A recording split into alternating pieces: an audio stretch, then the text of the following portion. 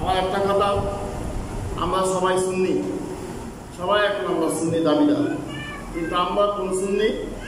আমরা যে সুন্নি, যে আকিদা ধারণ করে আজকে আমাদের পাশে শুয়ে আছেন, যার নামে পাঠ দিয়ে আজকে এই প্রতিষ্ঠান নামকরণ করা হয়েছে, সৈয়দ কামাল শাহরি রহমতুল্লাহ আলাইহি। উনি সম্পর্কে আমরা সবাই জানি এবং উনি কী ছিলেন? উনি একজন আল্লাহর ওলি।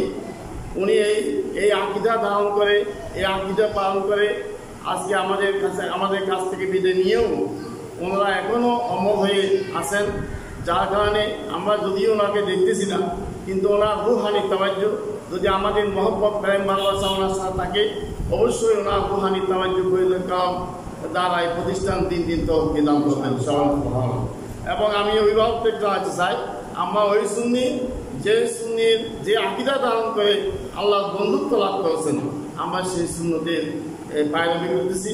আল্লাহ পাক আমাদের এই সুন্নি এই নুরানি মাদ্রাসাটা আল্লাহ কবুল করুন। আমি এখানে আমাদের অতিথিবৃন্দরা